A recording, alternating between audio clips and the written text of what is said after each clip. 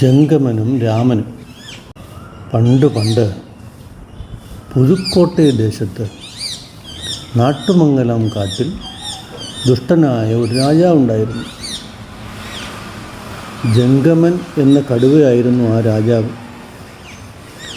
അവന് മറ്റു മൃഗങ്ങളോടൊന്നും ഒരു സ്നേഹവും ഉണ്ടായിരുന്നില്ല.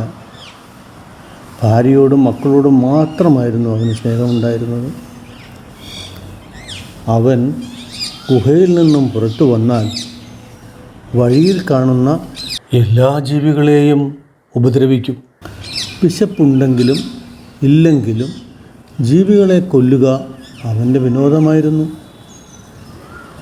എന്നിട്ട് അതിൽ കുറേ എണ്ണത്തെ വീട്ടിൽ കൊണ്ടുപോകും, ബാക്കി വഴിയിൽ ഉപേക്ഷിക്കും.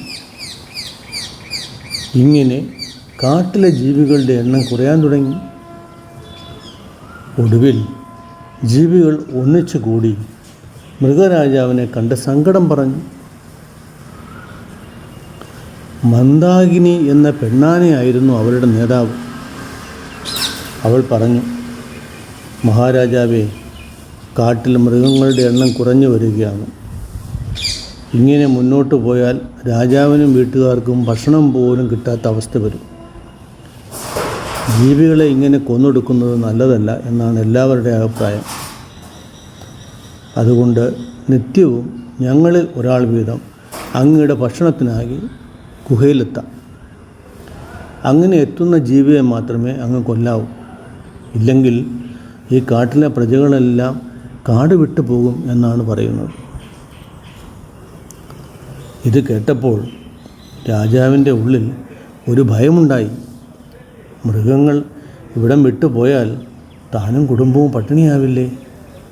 അതുകൊണ്ട് രാജാവ് മന്ദാകിനി പറഞ്ഞത് അംഗീകരിച്ചു. അടുത്ത ദിവസം മുതൽ ഓരോരോ ജീവികൾ രാജാവിന് ഭക്ഷണമാകാനായി പോയി തുടങ്ങി. രാജാവിനും കുടുംബത്തിനും സന്തോഷമായി. എങ്കിലും വൈകുന്നേരമാകുമ്പോൾ രാജാവിന് കൈകാലുകൾ തരിക്കാൻ തുടങ്ങും. അപ്പോൾ അവൻ പുറത്തിറങ്ങി മൃഗങ്ങളെ ഓടിക്കുകയും കൊല്ലുകയും ചെയ്യുന്നത് തുടർന്നുകൊണ്ടിരുന്നു. വീണ്ടും മൃഗങ്ങൾ പരാതിയുമായി മന്ദാകിനിയുടെ അടുത്തെത്തി. അപ്പോൾ മന്ദാകിനി ഒരു നിർദ്ദേശം വെച്ചു. ശക്തി കൊണ്ട് ജംഗമനെ തോൽപ്പിക്കാൻ നമുക്കാർക്കും പറ്റില്ല. എന്നാൽ ബുദ്ധി പ്രയോഗിച്ചാൽ അതിന് കഴിയുകയും ചെയ്യും. അത്തരത്തിൽ ജംഗമനെ ഇല്ലാതാക്കാൻ ആർക്കെങ്കിലും കഴിയുമെങ്കിൽ അവനെ നമുക്ക് കാട്ടിലെ രാജാവാക്കാം. എല്ലാ മൃഗങ്ങളും അത് അംഗീകരിച്ചു. അങ്ങനെ അന്ന് മുതൽ കുറുക്കനും ചെന്നായും പുലിയും ആനയുമൊക്കെ ഓരോരോ സൂത്രങ്ങൾ പരീക്ഷിക്കാൻ തുടങ്ങി. അതിലൊന്നും ജംഗമനെ കുരുക്കാൻ കഴിഞ്ഞില്ല. അങ്ങനെയിരിക്കെ ഒരു നാൾ കടുവയുടെ ഭക്ഷണമാകാൻ നിയോഗിക്കപ്പെട്ടത് രാമൻ എന്ന മുയലിനെയായിരുന്നു. അവൻ നല്ല ബുദ്ധിശാലിയായിരുന്നു. തൻ്റെ ജീവിതം അവസാനിക്കുന്ന ദിനമാണല്ലോ അതെന്ന് ആലോചിച്ചപ്പോൾ അവന് വലിയ സങ്കടമുണ്ടായി. അവൻ വീട്ടിൽ നിന്ന് ഇറങ്ങിയപ്പോൾ അവൻ്റെ അമ്മയുടെ കണ്ണുകൾ നിറഞ്ഞു. അവർ വാത്സല്യത്തോടെ അവനെ കെട്ടിപ്പിടിച്ചു. മോനെ, നീ പോകണ്ട, പകരം ഞാൻ പോകാം എന്നൊക്കെ പറഞ്ഞു നോക്കി. ഇല്ലമ്മേ, ഞാൻ തന്നെ പോകാം. അമ്മയുടെ മോൻ രാജാവിനെ നശിപ്പിച്ചിട്ട് തിരിച്ചു വരും അമ്മേ. അമ്മ എനിക്ക് വേണ്ടി പ്രാർത്ഥിക്കണേ, അവൻ ചിരിച്ചുകൊണ്ട് പറഞ്ഞു. എന്നിട്ട് യാത്രയായി. രാജാവിനെ തോൽപ്പിക്കാനുള്ള ഒരു മാർഗവും അവൻ്റെ മുന്നിലുണ്ടായിരുന്നില്ല. അവൻ നടന്ന് ഒരു കിണറിൻ്റെ അടുത്തെത്തി. വെറുതെ കിണറ്റിലേക്ക് നോക്കിയപ്പോൾ അതിൽ തൻ്റെ നിഴൽ കണ്ടു. അവൻ ആദ്യമായിട്ടായിരുന്നു അങ്ങനെ കിണറ്റിലേക്ക് നോക്കിയത്. അപ്പോൾ പെട്ടെന്നൊരാശയം അവൻ്റെ മനസ്സിലേക്ക് കടന്നു വന്നു. ഈ സമയം തനിക്ക് ഇരയാകേണ്ട ജീവി വരാത്തതിൻ്റെ ദേഷ്യത്തിലായിരുന്നു കടുവ. നല്ല വിശപ്പുണ്ട്. രാജാവിനെ അനുസരിക്കാത്ത അവനിങ്ങി വരട്ടെ, അപ്പോൾ തന്നെ അടിച്ചു കൊല്ലും ഞാൻ. ഇങ്ങനെ പറഞ്ഞുകൊണ്ട് കടുവ അരിശത്തോടെ അങ്ങോട്ടും ഇങ്ങോട്ടും നടന്നു. ഈ സമയത്താണ് മുയൽ അവിടെ എത്തിയത്. എന്താടാ നീ ഇത്രയും താമസിച്ചത്? കടുവ ചോദിച്ചു. രാജാവേ, എന്നോട് ക്ഷമിക്കണം. ഞാൻ വരുന്ന വഴിക്ക് ഒരു കടുവ എന്നെ തടഞ്ഞു നിർത്തി. അവൻ പറഞ്ഞു, എന്ത്, ഈ കാട്ടിൽ മറ്റൊരു കടുവയോ? നീ കള്ളം പറയുന്നു? രാജാവ് ദേഷ്യപ്പെട്ടു. അല്ല രാജാവേ, ഞാൻ സത്യമാണ് പറയുന്നത്. ഞാൻ ആ കടുവയോട് പറഞ്ഞു, ഞാനാണിന്ന് രാജാവിൻ്റെ ഭക്ഷണം, അതുകൊണ്ട് എന്നെ പോകാൻ അനുവദിക്കണമെന്ന്. അപ്പോൾ ആ കടുവ പറയുകയാണ്, നീ നിൻ്റെ രാജാവിനെ വിളിച്ചുകൊണ്ട് വാ, അവനെ ഒറ്റയടിക്ക് കൊന്നിട്ട് ഞാൻ ഈ കാട്ടിലെ രാജാവാകുമെന്ന്, എന്നിട്ട് എന്നെ ഭക്ഷിക്കുമെന്നും പറഞ്ഞു. ഞാൻ പറഞ്ഞു, എൻ്റെ രാജാവ് വലിയ ശക്തിമാനാണ്, ഞാനിപ്പോൾ വിളിച്ചുകൊണ്ട് വരാം, അദ്ദേഹം നിന്നെ അടിച്ച് ചമ്മന്തിയാക്കും എന്നും ഞാൻ പറഞ്ഞു. മുയൽ ഒന്ന് നിർത്തി ശ്വാസമെടുത്തു. അപ്പോൾ അവൻ എന്തു പറഞ്ഞു? രാജാവ് ചോദിച്ചു. അവൻ പറയുക, വിളിച്ചുകൊണ്ട് വാടാ നിൻ്റെ രാജാവിനെ, അവനെ അടിക്കാൻ എൻ്റെ കൈ ധരിക്കുമെന്ന്. ഇപ്പം വരാമടാ എന്ന് പറഞ്ഞ് ഞാൻ ഓടി വരികയായിരുന്നു. മുയൽ പറഞ്ഞു, ആഹാ, അത്രയ്ക്കായോ?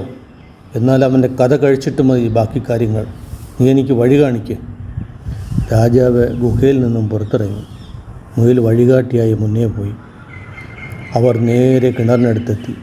എന്നിട്ട് മുയൽ പറഞ്ഞു, രാജാവേ, ഇതിനുള്ളിലാണ് അവൻ താമസിക്കുന്നത്, രാജാവ് സൂക്ഷിക്കണം. മുയൽ പറഞ്ഞു. സൂക്ഷിക്കണമെന്നോ? അവനെ ഇപ്പോൾ ഞാൻ ശരിയാക്കി തരാം, നീ കണ്ടോളൂ എന്ന് പറഞ്ഞ് കടുവ കിണറ്റിലേക്ക് നോക്കി. അപ്പോൾ കിണറ്റിൽ സ്വന്തം നിഴൽ കണ്ടു. അത് മറ്റൊരു കടുവയാണ് എന്ന് തെറ്റിദ്ധരിച്ച് കയറി വാടാ എന്ന് പറഞ്ഞ് രാജാവ് അലറി വിളിച്ചു. കിണറ്റിനുള്ളിൽ നിന്നും അവൻ്റെ ശബ്ദം അതിനേക്കാൾ വലിയ ശബ്ദമായി തിരിച്ചു വന്നു. അവൻ ദേഷ്യത്തോടെ അലറുകയും തലയാട്ടുകയും ഒക്കെ ചെയ്തപ്പോൾ താഴെയുള്ള നിഴലും അതൊക്കെ തന്നെ ചെയ്തു. പിന്നീട് രാജാവ് കൂടുതലൊന്നും ആലോചിച്ചില്ല. അവനെ കൊല്ലാനായി താഴേക്ക് എടുത്തു ചാടി. ഇത് കണ്ട് മുയൽ തുള്ളിച്ചാടി. ഇനി രാജാവിന് രക്ഷപ്പെടാൻ കഴിയില്ലെന്ന് അവൻ അറിയാമായിരുന്നു. അവൻ അവിടെ നിന്ന് ഓടി വീട്ടിലെത്തി വിവരം അമ്മയോട് പറഞ്ഞു. അമ്മയ്ക്ക് വലിയ സന്തോഷമായി. അവർ അവനെ കെട്ടിപ്പിടിച്ച് ഉമ്മ വച്ചു. പിന്നീട് അവർ രണ്ടും കൂടി മന്ദാകിനി ആനയെ കാണാൻ പോയി. മന്ദാകിനിയോട് വിവരം പറഞ്ഞു. അവർ വൈകിട്ട് മൃഗങ്ങളുടെ യോഗം വിളിച്ച് വിവരങ്ങൾ പറഞ്ഞു. ശക്തിയേക്കാൾ വലുതാണ് ബുദ്ധി എന്ന് ഇപ്പോൾ എല്ലാ കൂട്ടുകാർക്കും മനസ്സിലായല്ലോ. അതുകൊണ്ട് ഇന്നു മുതൽ ബുദ്ധിമാനായ രാമൻ മുയലാണ് നമ്മുടെ രാജാവ്, മന്ദാകിനി പറഞ്ഞു. എല്ലാവരും കൂകി വിളിച്ചത് അംഗീകരിച്ചു. മന്ദാകിനി രാമൻ മുയലിനെ കിരീടമണിയിച്ച് രാജാവാക്കി. മുയൽ എല്ലാവർക്കും നന്ദി പറഞ്ഞു. തുടർന്ന് മന്ദാകിനിയെ പ്രധാനമന്ത്രിയായും ചെമ്പൻ ചെമ്പുലിയെ സൈന്യാധിപനായും നിയമിച്ചു. അന്നു മുതൽ നാട്ടുമംഗലം കാട്ടിലെ എല്ലാ മൃഗങ്ങളും സന്തോഷത്തോടും സമാധാനത്തോടും ജീവിച്ചു. ജംഗമൻ്റെയും രാമൻ്റെയും കഥ കൂട്ടുകാർക്ക് ഇഷ്ടമായോ? എങ്കിൽ ഈ ചാനൽ സബ്സ്ക്രൈബ് ചെയ്യുക. ഇനിയും മികച്ച കഥകളുമായി വീണ്ടും നമുക്ക് കാണാം. അതുവരെ ബൈ ബൈ.